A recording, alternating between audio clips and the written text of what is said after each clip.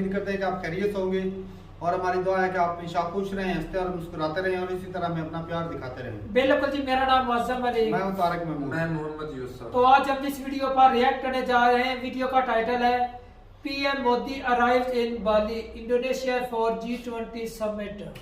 तो भाई साहब नरेंद्र मोदी जी पहुंच गए हैं वो इंडोनेशिया में G20 का जो समिट होने जा रहा है। अब वीडियो देखते हैं कि उनका स्वागत जो है वो किस तरह किया गया। वीडियो देखते हैं और अपना बयान कर देंगे। Video start. और इंडोनेशिया के पास इस वक्त ये जो अध्यक्षता है अब ये आधिकारिक तौर पर भारत की ओर भारत को सौंपी जाएगी और बहुत ही महत्वपूर्ण ये दौरा प्रधानमंत्री का कहा जा रहा है। ठीक है, तो ये बहुत ही महत्वपूर्ण दृश्य आप देख रहे हैं। प्रधानमंत्री का पारंपरिक तरीके से स्वागत किया जा रहा है इंडोनेशिया की धरती, इंडोनेशिया की राजधानी बाली में, जहां पर इंडोनेशिया अब G20 की अध्यक्षता जो है वो आधिकारिक तौर पर भारत को सौंपेगा।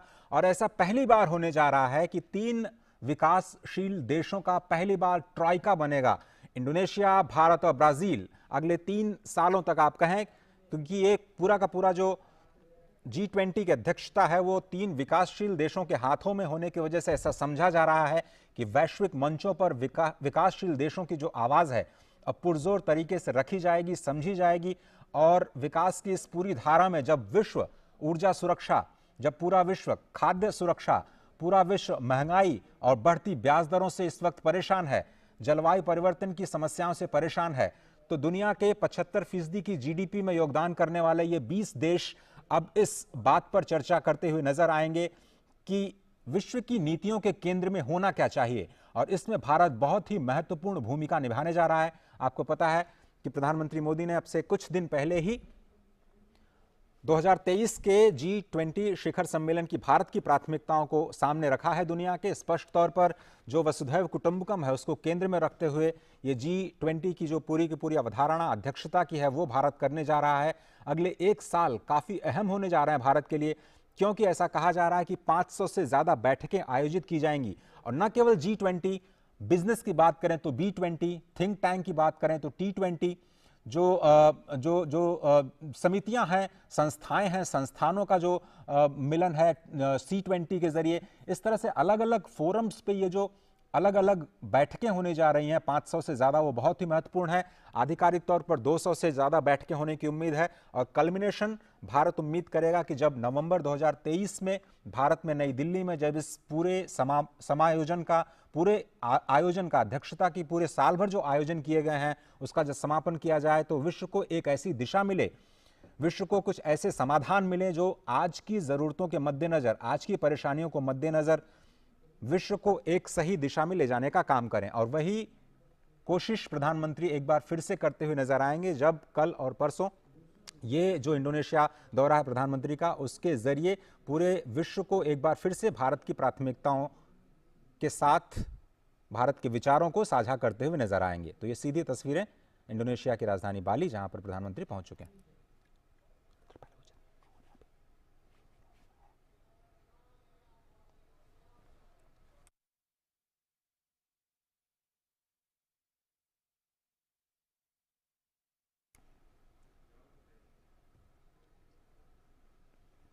ये प्रधानमंत्री का दौरा बहुत ही अहम इस लिहाज से भी क्योंकि G20 की अध्यक्षता तो भारत को सौंपी ही जाएगी। इसके अलावा जो द्विपक्षीय कार्यक्रम है, द्विपक्षीय नेताओं के साथ मुलाकात है, वो भी बहुत ही अहम है भारत के लिहाज से, क्योंकि भारत इस वक्त की जो समस्याएं हैं, इस वक्त की जो प्राथमिकताएं हैं विश्व की, उसमें अपना महत्वपूर्ण योगदान देने जा रहा है। और इसमें काफ़ी अहम ये है कि भारत उन समस्याओं पर अपने विचारों को किस तरह से रखता है। जैसा कि आपको पता है कि कल सुबह भारतीय समय के अनुसार करीब 7 बजे ये वर्किंग सेशन शुरू हो जाएंगे। जो पहला ही सत्र है वो फूड और एनर्जी सिक्योरिटी को लेकर के है, जो कि पूरी दुनिया में कोरोना के काल के बाद में जो खाद्य सुरक्षा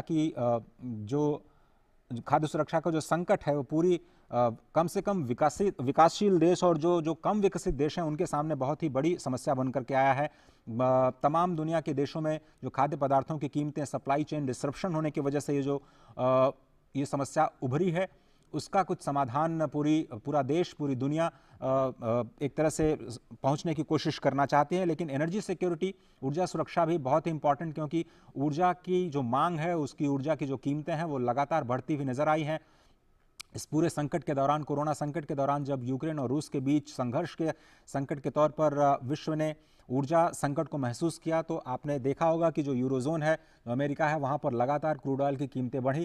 क्रूड ऑयल की कीमतों में अब थोड़ी सी नरमी ज़रूर देखने को मिली है, लेकिन अभी भी ऊर्जा सुरक्षा जो है वो बहुत बड़ा मुद्दा है। 2030 तक अगर कार्बन फुटप्रिंट को सभी देशों को मिलकर के एक साथ कम करना है, तो कैसे ये सारे के सारे जो 20 प्रमुख देश हैं वो कैसे एक राय, एक मंच पर आकर के इसका कोई समाधान निकालते हैं, उस पर कोशिश की जाएगी। तो ये बहुत ही महत्वपूर्ण तस्वीरें आप देख रहे हैं। अब से थोड़ी देर पहले प्रधानमंत्री इंडोनेशिया की राजधानी बाली पहुंच गए और चलें जी, वीडियो खत्म हो गई और भाई साहब क्या बात है, अच्छे अंदाज से वो ना स्वागत किया, बड़ा स्वीट सा लग रहा था जिस तरह वो स्वागत कर रहे थे। और बाकी भाई साहब ये जो समिट होगा, इससे एक दुनिया के लिए जो है ना, जो कहते हैं कोई हल निकलेगा, क्योंकि जिस तरह पूरे वर्ल्ड के लिए अच्छी खुशखबरी है कि तारक भाई जिस कोई तरह हल निकलेगा। जिस तरह की महंगाई की वजह से मुसीबतों में, क्लाइमेट चेंज हो रहा है, उसके ऊपर बात है। ये कोरोना के बाद ना पूरी दुनिया ही एक मर्तबा महंगाई की पकड़ में आ गई। महंगाई कोरोना की वजह और से इसका हल अभी तक निकल नहीं पाया। कोरोना इतने, हालांकि जो जर्मनी और फ्रांस जैसे मुल्क है ना, वहाँ भी महंगाई की जो लहर है वो बढ़ रही है। ऊपर से रशिया और यूक्रेन की वार की वजह से बड़ी खराबी हुई है। हाँ, तो इस तेल महंगे हो गए भाई, तेल हर जगह पर महंगे हैं, ऊपर से सर्दियां आ रही, गैस महंगे हो जाएंगे। रशिया यूक्रेन की वार में भाई साहब वो गंदम का भी मसला बनेगा कि ऐसा कंट्री जो दुनिया में काफी ज्यादा गंदम एक्सपोर्ट करता था, अब वो कम करता था, यूक्रेन भी बहुत करता था, ज्यादा करता था भाई। और बाकी खादों का मसला भाई साहब, दूसरे कंट्रियों का तो गुजारा चल जाता है, पाकिस्तान में तो खादों का भाई इतना मसला है खतरनाक है भाई साहब, पैसे दे के भी नहीं मिलती खाद। ऊपर से गवर्नमेंट कह रही है हम सब्सिडी दे रहे हैं, सब्सिडी खाद दे रहे हैं, ऊपर से तेल भी नहीं मिल रहा, तेल भी नहीं मिला।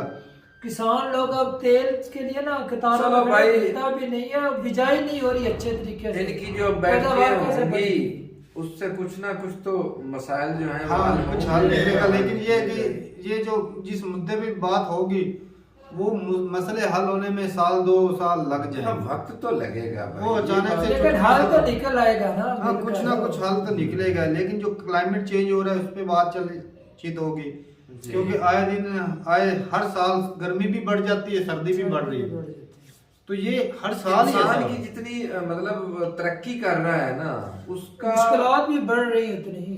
ये जब तक भाई साहब ये कार्बन का जितना ज्यादा इस्तेमाल होता रहेगा ना, तो ओजोन गैस की जो शुआएं वो जो उससे बड़ा ओजोन तहर को जो नुकसान पहुंच रहा है ना, नुकसान, उसकी वजह से तो क्लाइमेट चेंज भी हो रहा है ना। तो फट जाएगी, तो वो भाई साहब लहरें जो है वो आएंगी सीधे से सूर्य की शुआएं, तो भाई लोग अंधे हो जाएंगे, खराबी होगी ना भाई, बीमारियां होगी, तरह तरह की बीमारियां होंगी। और ऊपर से लोग जो जंगलों को काट रहे हैं, जंगल अगर हो ना, दरख्त हो, अगर देखा जाए ना दरख्त तारक में हमें सांस दे रहे, और हम इंसान ऐसे हैं ना शुक्र है उन दरख्तों को काट रहे हैं, अपनी सांसें बजाय लगाने के काट रहे हैं, अपनी सांसें। ये पाकिस्तान के अंदर ही, पूरी वर्ल्ड के अंदर ही ऐसे ही तरक्की जब जब हो जाते जैसे होती जाती है भाई। बाकी ये बढ़ रही है जो इंडिया का जो यहाँ पे स्टांस है, इंडिया को अब ऐसी वो एक किस्म की वैल्यू बना चुका है कि जिस दुनिया की नजरें हैं इंडिया पे है कि देखो यूक्रेन और रशिया की जो वार है,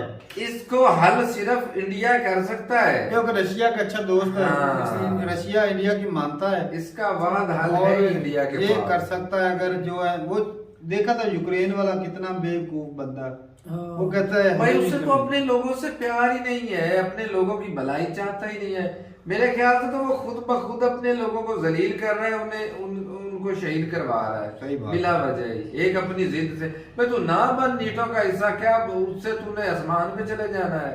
ऊपर से इंडिया ने कोशिश भी की है, मैं आपको सुलह करवा देता हूँ, इंडिया के खिलाफ हो गया है। चलो वोटिंग नहीं, पहले रूस के मुंह की खा रहा है ना, चलो वो मुंह की खा अपने लोगों के नुकसान कर रहा है ना, अपना मुल्क वो हैरान। उनके लोग ना यूक्रेन वाले यूरोप के अंदर बसे हुए हैं, भाई अपना घर परिवार जायदादें वगैरह छोड़ पर, और उसको जब अमन ही नहीं होगा तो रहेंगे लोग कैसे। चलिए ठीक ठीक है। अब आई विश के इससे कोई अच्छी इम्पैक्ट निकले, और खास करके ये वार तो खत्म असर अंदाज हो। ये जो मीटिंग है जो बोल रहे थे कि 200 से ज्यादा बैठकें होंगी, तो साफ ज़ाहिर हर मुद्दे पे बात होगी, बिल्कुल। कारोबार पे बात होगी, क्लाइमेट चेंज पे बात होगी, जंग पे होगी, तेल, एनर्जी, हर चीज पे हर जो बात सेक्टर है, पर हो, जिससे ना इंसानियत के लिए हर इंसानियत कंट्री की में और सहूलियत वर्ल्ड की आएगी। भलाई होगी, महंगाई आने पूरी में तो दुनिया की, सहूलियत सही आएगी बात। और हर चीज की वाफर में फरावानी भी होगी, हर सही। चीज वाफर में मिलेगी।